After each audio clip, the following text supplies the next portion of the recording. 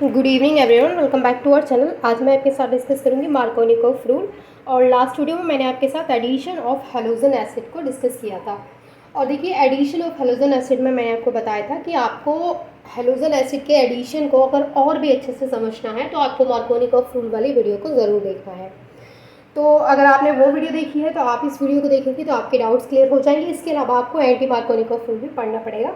और आज की इस वीडियो में जो मैं आपके साथ डिस्कस करूंगी वो मार्कोनिकोव रूल होगा।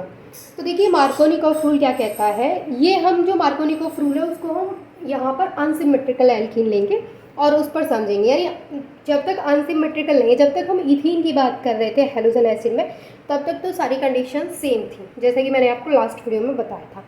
लेकिन जब हम अनसिमेट्रिकल एल्कीन की बात करते हैं तो वहाँ पर क्या होता है वो मैं पहले यहाँ पे एग्जांपल नोट कर देती हूँ, फिर समझाती हूँ। देखिए, जैसे मैंने यहाँ पे एक अनसिमेट्रिकल एल्कीन ले लिया, ये हमारे पास अनसिमेट्रिकल एल्कीन, ठीक है। और इसके साथ हम ले रहे हैं यहाँ पे HCl। अब देखिए यहाँ पर ये जो HCl है, अब आपको ये चीज़ें तो पता है कि जो HCl है ये जो है वो ब्रेक डाउन होगा तो Cl माइनस और H प्लस बनाएगा, यानी कि इलेक्ट्रोफाइल एंड न्यूक्लियोफाइल जनरेट होंगे इसमें से। तो यहाँ पर क्या होता है कि हमें अक्सर ये समझ में नहीं आता है कि जो हमारा क्लोरीन है वो किस कार्बन से अटैच्ड होगा और जो हमारा हाइड्रोजन है वो किस कार्बन से अटैच्ड होगा।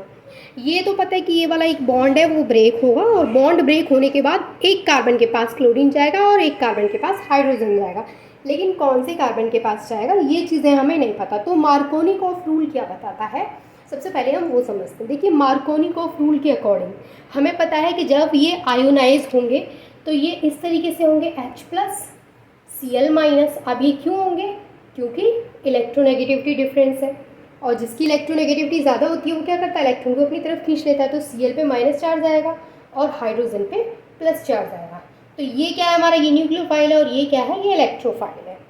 तो यहाँ पर जो मार्कोनिकोव रूल है, मार्कोनिकोव रूल कहता है इस रूल के अकॉर्डिंग जो नेगेटिव पार्ट होता है, यहाँ पर जैसे इसकी अगर हम बात करें इसकी HCl की, तो HCl का जो नेगेटिव पार्ट है वो उस कार्बन से जाकर के अटैच्ड होगा जिसके पास लेस नंबर में हाइड्रोजन एटम्स प्रेजेंट होंगे। ये जो नेगेटिव पार्ट है, तो फिर जो हमारा हाइड्रोजन है वो किसके पास जाएगा, वो उसके पास जाएगा जिसके पास हायर नंबर में हाइड्रोजन एटम्स प्रेजेंट होंगे, ठीक है ना। तो ये है मार्कोनिकोव रूल। मार्कोनिकोव रूल के अकॉर्डिंग हम Cl को उस कार्बन से अटैच कराएंगे जिसके पास कम नंबर में हाइड्रोजन प्रेजेंट होंगे और हाइड्रोजन को उस कार्बन के पास अटैच कराएंगे जिसके पास ज़्यादा नंबर में हाइड्रोजन एटम्स प्रेजेंट होंगे। यहाँ तक चीज़ें क्लियर है। तो हम क्या कराएंगे, देखिए हम क्या कराएंगे यहाँ पर। देखिए, कंडीशन तो हम यहाँ पर दो बना सकते हैं। अगर हम मार्कोनिकोव रूल के बारे में हमें कोई जानकारी नहीं है तो हम किस तरीके से कर सकते हैं इसको, हम दो तरीके से कर सकते हैं। एक तो हम CH3 CH CH2, ये बॉन्ड तो बीच वाला ये वाला ब्रेक हो जाएगा। दो तरीके से कैसे कर सकते हैं कि यहाँ पे हम हाइड्रोजन जोड़ दें इस तरीके से और यहाँ पे हम क्लोरीन जोड़ दें। एक तो ये तरीका हो सकता है पहला।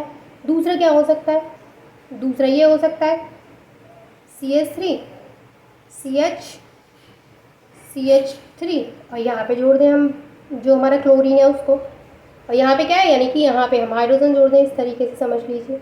देखिए, दो कंडीशन हो सकती है हमारे पास इस तरीके से, लेकिन मार्कोनिकोव रूल क्या कहता है कि इस तरीके से हम जोड़ेंगे ही नहीं। मार्कोनिकोव रूल के अकॉर्डिंग तो नेगेटिव पार्ट जो है वो उस कार्बन के पास जाएगा जिसके पास लेस नंबर में हाइड्रोजन एटम्स प्रेजेंट होंगे।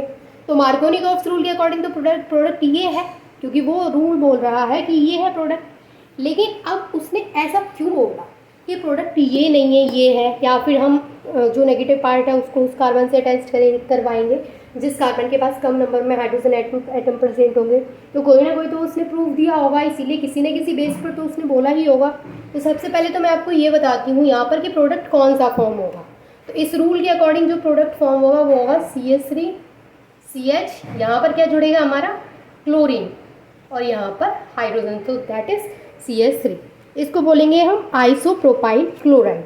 तो यहाँ पर जो फॉर्मेशन होगा वो किसका होगा, आइसोप्रोपाइल क्लोराइड का। अब बात यहाँ पर ये आती है कि क्या मार्कोनिकोव ने ऐसे ही बोल दिया कि यहाँ पर जो क्लोरीन है वो किसके पास अटैच्ड होगा, कुछ ना कुछ तो किसी न किसी बेस पर तो उन्होंने बोला होगा। तो आखिर किस बेस पर उन्होंने बोला कि जो नेगेटिव पार्ट है वो उस कार्बन के पास अटैच होगा जिसमें कम नंबर में हाइड्रोजन एटम्स प्रेजेंट होंगे। तो देखिए वो चीज़ समझने के लिए हमें इसकी मैकेनिज़्म को देखना पड़ेगा। बात करते हैं इसकी मैकेनिज़्म क्या है। तो जब हम इसकी मैकेनिज़्म देखेंगे तो हमें अच्छे से चीज़ें क्लियर हो जाएंगी कि मार्कोनिकॉफ ने किस बेस पर बोला कि जो नेगेटिव पार्ट है वो इस कार्बन से अटैच होगा। तो हम पहले इसकी मैकेनिज़्म देख लेते हैं। तो मैं ये रिएक्शन को यहाँ से रेज नहीं कर रही हूँ ताकि आपको अच्छे से क्लियर हो। और यहाँ पर ये डबल बॉन्ड है, ठीक है। अब देखिए इसकी मैकेनिज़्म को हम डिस्कस करते हैं। जब हम इसकी मैकेनिज़्म देखेंगे तो हमें समझ में आएगा कि मार्कोनिकॉफ ने किस बेस पर बोला, है ना कुछ तो रहा है कि जैसे स्टेबिलिटी के बेस पर कौन सा ज़्यादा स्टेबल है इसलिए। तो सबसे पहला जो स्टेप होगा, 2 स्टेप में इसकी जो यहाँ पर मैकेनिज़्म है वो कंप्लीट होगी, स्टेप 1 एंड स्टेप 2। अब देखिए फर्स्ट स्टेप में क्या होगा, फर्स्ट स्टेप में जो HCl है वो क्या होंगे, आयोनाइज होंगे। दैट मीन्स कि इलेक्ट्रोफाइल एंड न्यूक्लियोफाइल बनेंगे। तो जो HCl है, HCl के बीच का जो बॉन्ड है वो ब्रेक होगा, तो ये H positive plus Cl negative. First step तो इसका ये है। स्टेप 2 में क्या होता है, देखिए स्टेप 2 में क्या होगा कि कार्बोनियम आयन यहाँ पर जनरेट होंगे। अब कार्बोनियम आयन जनरेट कैसे होंगे कि ये जो है हमारा H पॉजिटिव, ये इसके साथ जा कर के अटैक करेगा, जो हमारी ये जो एल्कीन है, जो प्रोपीन है, इस पे अटैक करेगा। तो होगा क्या यहाँ पर CH3 CH double bond CH2। अब यहाँ पर क्या H प्लस अटैक करेगा, ये जो हमारा पॉजिटिव पार्ट है वो अटैक करेगा। अब देखिए जब ये पॉजिटिव पार्ट यहाँ पर अटैक करेगा तो यहाँ पर कुछ इस तरीके से हमें देखने को मिलेंगे, 2 चीज़ें हमें यहाँ पर देखने को मिलेंगी। अब वो 2 चीज़ें क्या होंगी, देखिए 2 तरीके के प्रोडक्ट देखने को मिलेंगे। पहला प्रोडक्ट जो हमें यहाँ पर मिलेगा वो तो ये मिलेगा CH3 CH2, क्योंकि बॉन्ड तो ब्रेक हो जाएगा बीच का, और यहाँ पे single bond as it is रहेगा, ये CH2, और यहाँ पे आ जाएगा प्लस चार्ज, यानी ये बन जाएगा कार्बोनियम आयन। ये बन गया प्राइमरी कार्बोनियम आयन। पहला प्रोडक्ट तो हमें क्या देखने को मिलेगा। दूसरा प्रोडक्ट हमें क्या देखने को मिलेगा कि एक कंडीशन ये भी है कि इस तरीके से भी प्रोडक्ट हमें देखने को मिलेगा। यहाँ पे क्या है कि यहाँ पे ये वाला है प्लस चार्ज, यहाँ प्राइमरी है, तो यहाँ पे क्या हो गया, ये सेकेंडरी कार्बोकेटाइन, ये सेकेंडरी कार्बोकेटाइन, ये प्राइमरी, ये सेकेंडरी। अब यहाँ पर ये प्राइमरी कार्बोनियम आयन और सेकेंडरी कार्बोनियम आयन हमें देखने को मिलेगा। अब यहाँ पर मार्कोनिकॉफ रूल के अकॉर्डिंग मार्कोनिकॉफ क्या बोलते हैं कि यहाँ पर जो प्राइमरी कार्बोनियम आयन हमें मिला है और जो सेकेंडरी कार्बोनियम आयन है, इन दोनों में अगर हम स्टेबिलिटी की बात करें तो secondary carbonium ion is more stable then a primary carbonium ion. इसी के बेस पर उन्होंने बोला कि जो प्रोडक्ट मिलेगा वो, क्योंकि आपको पता है कि जो सेकेंडरी कार्बोनियम आयन है उसमें यहाँ पर सेकंड नंबर वाले कार्बन पर क्या है, पॉजिटिव चार्ज है। दैट मीन्स कि क्लोरीन जो होगा, जो नेक्स्ट हमारा न्यूक्लियोफाइल है ये वाला, वो यहाँ आके अटैक करेगा। और अगर हम इस केस की बात करें, अगर हम ये प्रोडक्ट लेते हैं तो जो हमारा क्लोरीन है वो यहाँ अटैक करेगा। लेकिन मार्कोनिकॉफ रूल के अकॉर्डिंग उन्होंने बोला कि जो नेगेटिव पार्ट है वो उस कार्बन के पास अटैच होगा जिस कार्बन के पास क्या होंगे, लेस नंबर में हाइड्रोजन होंगे। तो यहाँ पर लेस नंबर में हाइड्रोजन उन्होंने क्यों बोला, क्योंकि ये जो कार्बोनियम आयन बना है वो मोर स्टेबल है। अब आपको चीज़ें क्लियर हो रही होंगी कि उन्होंने ऐसा क्यों बोला। तो मार्कोनिकॉफ ने जो बात रखी उसको उन्होंने प्रूव किया किस बेस पर, स्टेबिलिटी के बेस पर। उन्होंने कार्बोनियम आयन की स्टेबिलिटी के बेस पर बताया। अब देखिए यहाँ पर क्या होगा, अब जैसे उन्होंने बता दिया, मैं इसको रेज कर दूँ। देखिए ये स्टेप 2 था। अब देखिए यहाँ पर क्या होगा, जैसे मैंने अभी आपको बताया कि हमें स्टेप 2 में 2 तरीके के प्रोडक्ट मिले थे, एक था हमारा प्राइमरी और एक था हमारा सेकेंडरी। अब क्योंकि उन्होंने बता दिया कि जो सेकेंडरी है हमारा वो ज़्यादा स्टेबल है, ये है हमारा secondary carbocation, secondary carbonium ion, ठीक है।